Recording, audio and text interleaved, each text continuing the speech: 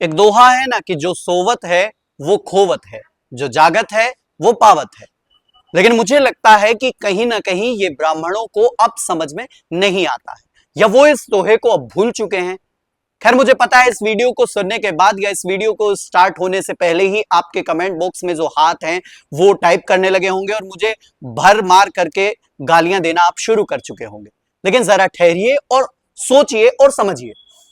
इटावा में हुए इस घटना के बाद जहां आचार्य मुकुटमणि सिंह जी ने कथा वाचन किया और लोगों ने उन पर फिर जूत बरसाया, यानी कि लोगों ने उनकी ढंग से पिटाई की, जो उनके साथ होना भी चाहिए था। क्योंकि कोई व्यक्ति अपनी जाति छुपाकर बहरूपिया बन जाए या ब्राह्मण बनने का ढोंग करने लगे तो उसके साथ ऐसा होना ही था, यह स्वाभाविक था।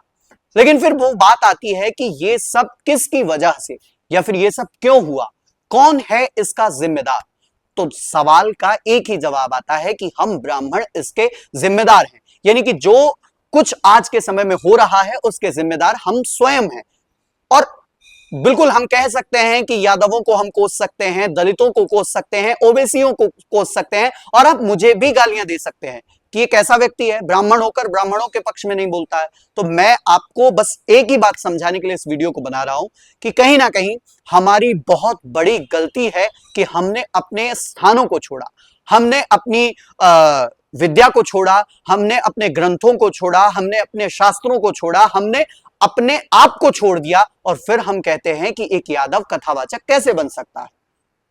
खैर, मनुस्मृति तो यहां तक कहती है कि जन्मना जायते शूद्रः, सब शूद्र हैं, संस्कारात् द्विजोच्यते। और वैसा ही इसी चीज का सहारा लेकर आज के समय में हमसे बेहतर यादव और हमसे बेहतर जिनका जो कार्य था उसको छोड़कर, हम अपने कार्य को छोड़कर जब दूसरों के कार्य में लग गए तो कहीं ना कहीं यादवों को भी ये लाइन, ये जो कार्य है ये अच्छा लगने लगा और वो आज कथा वाचन करने लगे। फिर हमें आपत्ति होने लगी कि भाई ऐसा कैसे हो सकता है, ब्राह्मणों का जो कार्य है वो यादव कैसे कर सकते हैं, वो ओबीसी कैसे कर सकते हैं, या फिर वो नीचे जाति के लोग कैसे कर सकते हैं। फिर बड़े बड़े लोग आकर ज्ञान देने लगते हैं कि जात पात की करो विदाई, हम सब हिंदू भाई भाई। भाई ये सब एक तरफ, लेकिन क्या हम स्वयं में, यानी कि जब हम अपने कार्यों को छोड़ देते हैं, जब हम अपने कार्यों से दूर भागने लगते हैं, तो फिर उस जगह को, उस स्थान को उस पूर्ति करने के लिए कोई ना कोई तो सामने आएगा। और फिर उस पूर्ति के लिए कुछ ऐसे ही कथा कथित जो मुकुटमणि सिंह है, जो इटावा के दादरपुर में जो ये घटना हुई, ऐसे लोग सामने आते हैं और फिर उनकी पिटाई की जाती है, और फिर इसको लेकर राजनीति भी भरपूर मात्रा में की जाती है और लोग अपनी अपनी रोटियां आकर इस पर सेकते हैं।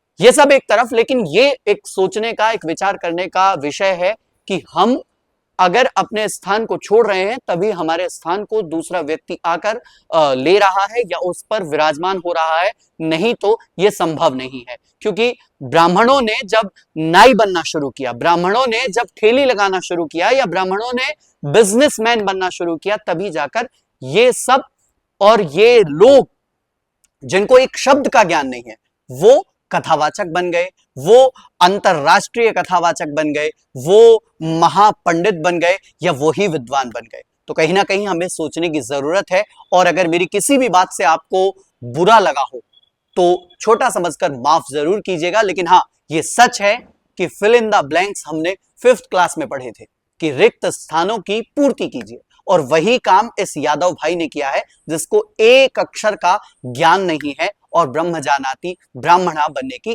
कोशिश में आगे बढ़ गया। खैर, आप क्या सोचते हैं इस पूरे मुद्दे पर जरूर बताइएगा। तब तक के लिए दीजिए इजाजत, बहुत बहुत धन्यवाद।